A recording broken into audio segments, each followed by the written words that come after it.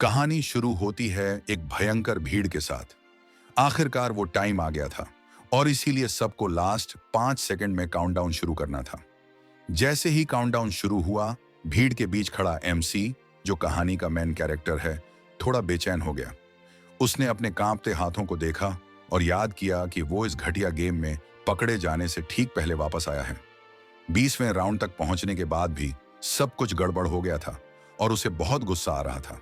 वो बस यही सोच रहा था कि काश उसके पास टाइम रोकने की पावर होती तो वो ठीक यहीं रुक जाता। सिस्टम ने उसे पहले ही बता दिया था कि उसने टाइम रिवर्सल रूल का इस्तेमाल 100 बार कर लिया है, जो कि उसकी आखिरी लिमिट थी। वो एकदम अलर्ट हो गया क्योंकि ये उसकी वो आखिरी कोशिश हमा थी और इस बार वो पक्का इस गेम का एंड देखकर रहेगा। उसे याद आया कि फाइनल राउंड के लिए उसे अपनी टीम में 4 लोगों को लाना होगा, इसलिए उसे बहुत सोच समझकर बेस्ट लोगों को चुनना था। कुछ मिनट पहले कुछ दोस्त इस बात का जश्न मना रहे थे कि वे आखिरकार बड़े एडल्ट हो गए हैं। उनमें से एक राहत महसूस कर रहा था कि अब उसे नकली आईडी बनाने की जरूरत नहीं पड़ेगी। दूसरा पूछता है कि ग्रेजुएशन के बाद वो क्या करेगा, शायद डिलीवरी ड्राइवर बन जाएगा। अभी तय नहीं था, इसलिए उसने यंग मिन से पूछा कि उसने क्या सोचा है। यंग मिन ने जवाब दिया कि जैसा कि उसने पहले ही बताया था, वो गैंगस्टर बनेगा। उसके सारे दोस्त बोले कि ये तो पागलपन है, ऐसी नौकरी में वो जल्द ही मर जाएगा, और उन्हें लगा कि ये मजाक है। लेकिन यंग मिन को फर्क नहीं पड़ा, क्योंकि जिंदगी एक ही बार मिलती है और वो उसे अपने तरीके से जिएगा। सबने हल्के में हंसकर बात टाल दी, लेकिन अंदर ही अंदर वे उस सिर फिरे से पीछा छुड़ाना चाहते थे जो गैंगस्टर बनने की सोच रहा था। पीटर ने मौका देखकर पूछा कि ग्रेजुएशन के बाद उस टास्क बॉय, एमसी का मतलब, का क्या होगा।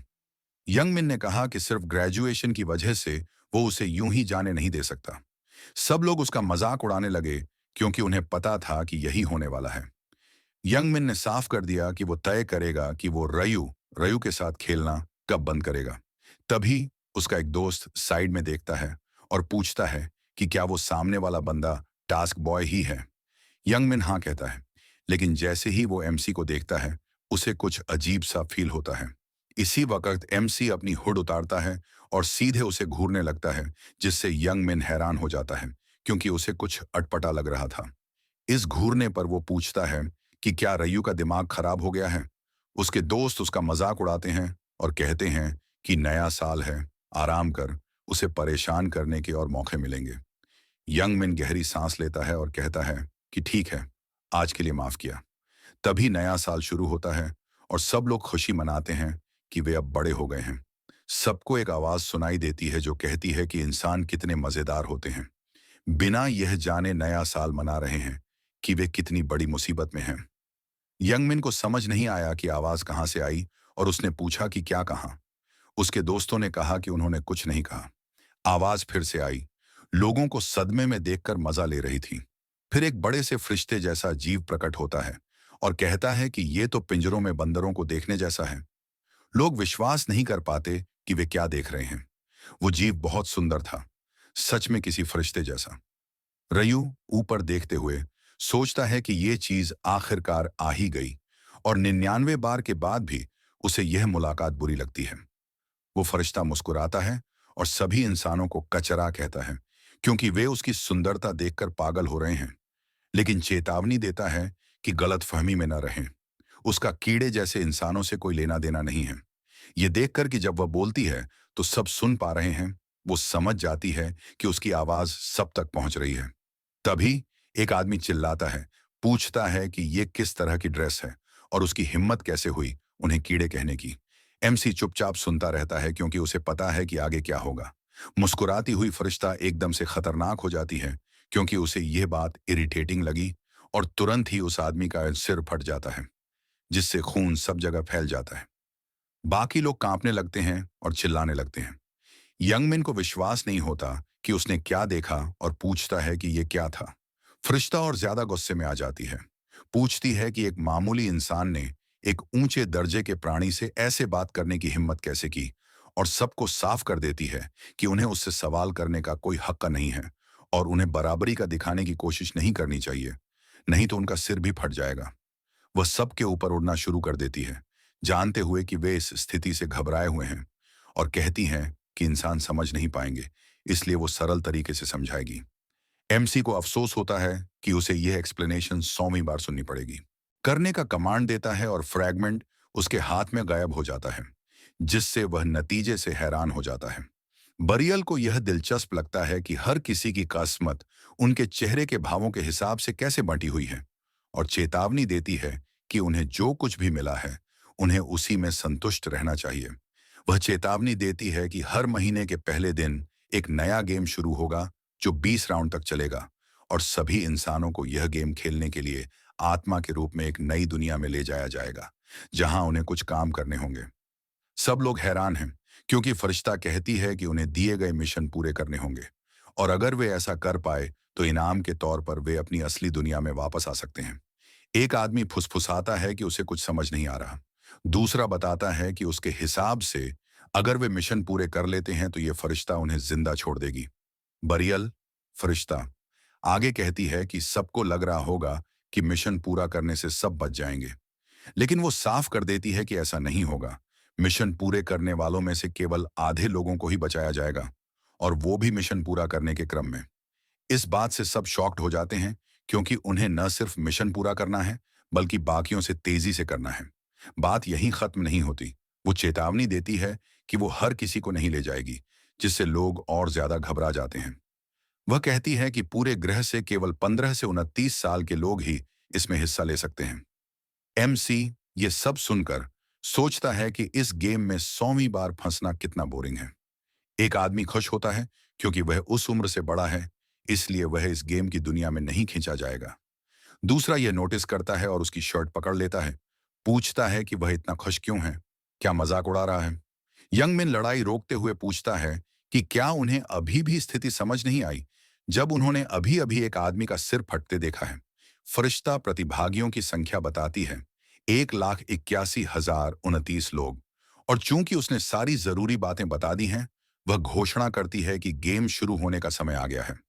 एमसी अचानक कहीं और प्रकट होता है, जहां उसे अभी भी एक्सप्लेनेशन सुनाई दे रही होती है, लेकिन अब वे ऐसी जगह पर हैं जिसे वे देख नहीं सकते। फरिश्ता एक जरूरी चेतावनी देती है कि आत्मा को भेजने से पहले एक शरीर बनाना जरूरी है। इसे एक तरह का कस्टमाइजेशन मान सकते हैं, और चूंकि यह सिर्फ एक ही मौका है, इसलिए ध्यान से चुनें। रयू आराम से सोचता है कि वो हमेशा की तरह बस चलेगा। अपनी शक्ल चुनने के बाद वह अपना निकनेम भी चुनता है, जो हमेशा की तरह ब्लैक रीपर होगा। सब कुछ तय हो जाने के बाद सीन एक खुले मैदान में बदल जाता है। एमसी अपनी नई शक्ल के साथ वहां प्रकट होता है। यह उसकी 100वीं बार थी। वह अपनी हरकतों को चेक करता है और सोचता है कि वह 12वें प्रयास से यही शक्ल इस्तेमाल कर रहा है, इसलिए अब यह उसके असली शरीर जैसा लगता है। तुरंत ही बाकी सब लोग भी टेलीपोर्ट हो जाते हैं। उन्हें समझ नहीं आता कि वे कहाँ हैं। ये किसी मैदान जैसा लगता है। कुछ लोग हैरान हैं क्योंकि उनकी बॉडी सच में बदल गई है।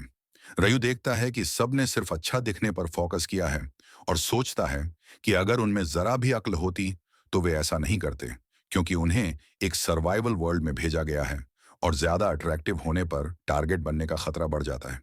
साथ ही अगर वे यहां मरते हैं तो असली दुनिया में भी मर जाएंगे। वह साइड में देखता है और यंग मिन को भी देखता है।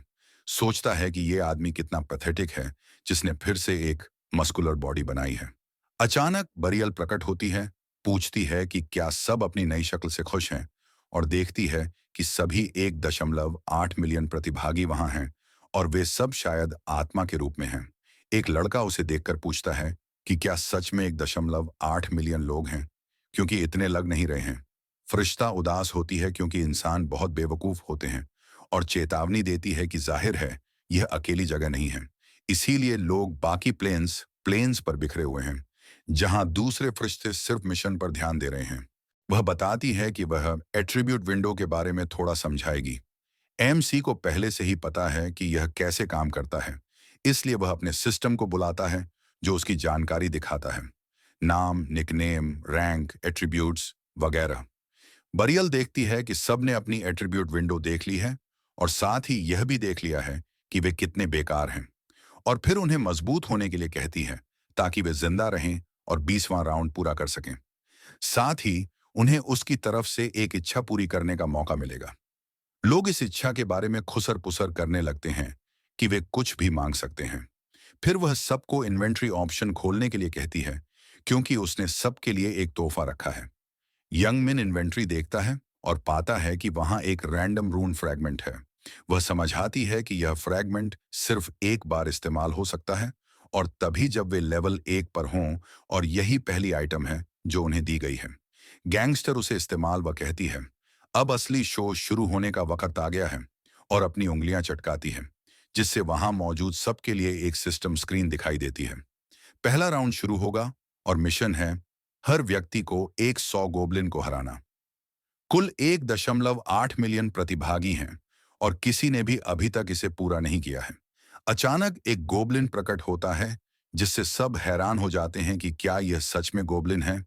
उन्हें ऐसा लगता है जैसे वे किसी गेम में हैं, जैसा कि फरिश्ता ने कहा था, और वे सोचते हैं कि उन्हें किसी वर्चुअल रियलिटी गेम टेस्ट के लिए किडनैप किया गया है। इस क्षण बरियल उनसे कहती है कि इतनी जल्दी उत्साहित न हो, क्योंकि सारे गोबलिन अभी नहीं बुलाए गए हैं। वह यह कहती है और कई गोबलिन दिखाई देने लगते हैं, जिससे सब डर जाते हैं क्योंकि उनकी संख्या बहुत ज्यादा है। वह चेतावनी देती है कि यह 10,000 इंसानों बनाम 50,000 गोबलिन की मौत की लड़ाई है। राक्षस दहाड़ते हैं और लोगों पर हमला करने के लिए दौड़ते हैं, जिससे सब डर जाते हैं क्योंकि यह सब इतनी जल्दी हुआ। इसी वक्त कोई चलना शुरू कर देता है। वह रयू था जो सेना की तरफ बढ़ रहा था। लोग पूछने लगते हैं कि उस बंदे को क्या हो गया है जो राक्षसों की तरफ जा रहा है। तभी एमसी अपनी नजर बदलता है और एक गोबलिन को जोरदार किक मारकर लड़ाई शुरू कर देता है। इसी के साथ यह चैप्टर 1 समाप्त होता है। अगले चैप्टर के लिए सब्सक्राइब करें।